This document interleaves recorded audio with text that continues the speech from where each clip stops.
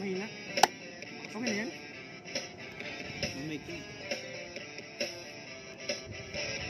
Inuman Session Part 2. Nandito na si Chito Miranda. Nandito rin si Kiko, si Francis Magalona. Nandito rin si Glock 9, wala siyang apelyido. Magbabaksakan dito, mauuna si Chito.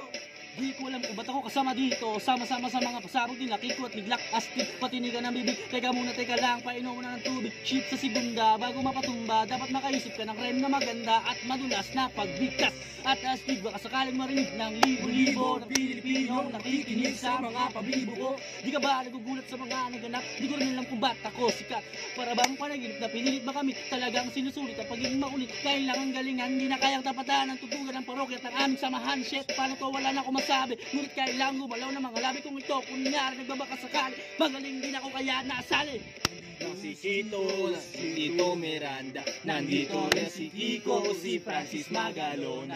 Nandito rin si Glock 9, wala siyang apelyido. Magbabagsakan dito, babanat na si Kiko. And Uzi or Ingram, chicken the maximum. Not a 45, but a 44 Magnum. And an even 357. No 12 gauge, but I'm out, so listen up. Dito na si Kiko at kasama ko si Kiko at si Glock 9. And it's time to rap right. Di ko mapigilan lumabas sa mga salita sa aking bibig. Di pa dadaig ang bunganga para tumunganga. Lahat na papahanga sa talento, ako'y taga-kalento. Para akong talino na ngayon nakatira sa antipolo. Sumasaklolo sa mga hip-hop, pwede ka rin dito, pwede rin trip lang. Sigla kasama ng parokya, para bulagaan na kailangan di mabokya. Di mo na kailangan malaman kung bakit ba kaming lahat ay nagsama-sama. Mic check, ito na nagsanad na ng persa. Francis Magalona, Glock 9 ang parokya. 1, 2, 3, 4, let's go team! Natapos na si Chito Miranda. Tapos na rin si Kiko, si Francis Magalona. Nandito na si Glock 9.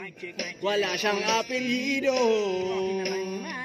Magbabagsakan dito, kailangan na mag-ingat. Ang huling bagsakan, si Glock 9 ang babanat. Bato-bato sa langit, patama ay ugalit. Bawal na kasi maot, baka lalo kang pumangit. Pero okay lang, hindi naman kami mga suplado. Sumabay ka sa amin na parang naka-aeroplano sa tunog ng gitara. Kasama pinakamalupit na banda. Pati si Kiko, magaling, di pa rin kahit tapatan. Parang awit lagi mong binabalik-balikan. Statuan i-play mo, napakasaya parang birthday ko. Alam mo na siguro, ibig ko sabihin, hindi na kailangan pa ikot-ikotin. Baka lalong matagalan, lumapit, makinig para inyong maintindihan. Mga salitang isinulat sa papel, pwede ilatag parang baligigaan. Pag hinuwakan ko mikropono, parang nabubuang. Kasi naman siguro, ganyan na kami pag gumawa ng bago. Medyo mabilis ang di ko naisip ang pwede mangyari magkasama-sama, lahat ay kasali. Ngayon lang nagrinig, di na ito madadaig. Sama-sama sa bagsakat, nag-iisang bibig. Mag-ingat-ingat lang at baka masindak sapagkat nandito na si Chito at si Kiko at si Glock 9. Yo, shout out!